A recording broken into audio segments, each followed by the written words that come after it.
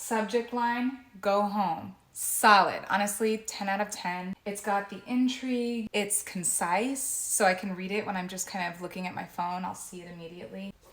We don't really know what you mean yet, which inspires us to open up the email. So then we go here and it says, go back to your country. Here's where it gets a little bit iffy. So I need you to be a little bit more specific on what you mean by country. Are you meaning the country I was born and raised in? Because that would be the United States. And I know that's the same country you live in, Rick, because you went out of your way to find my email address and write to me there instead of just commenting on a video.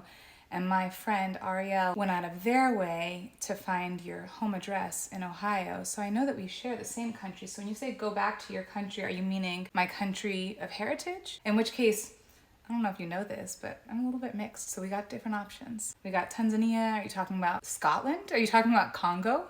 Are you talking about Baluchistan, which isn't necessarily a country these days? But I need you to just be a little bit more specific here, because that'll show that you actually did your research, and it'll be a little bit more, oh my goodness, how well does this person know me? You know what I mean? Then we get to the next line, which says little girl. Now, I know that you mean for this to be an insult, but I'm not sure how many little girls you've interacted with.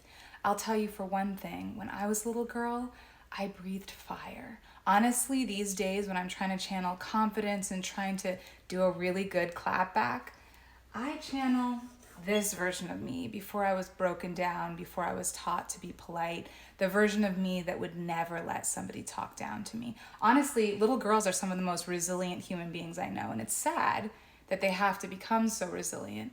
But if you're gonna insult someone, or if you're meaning for this to be an insult instead of a sense of empowerment, I would change this to somebody who's actually insecure and problematic. Maybe somebody insecure enough to write to somebody they don't even know and try to insult them. So let's just change this one to troll.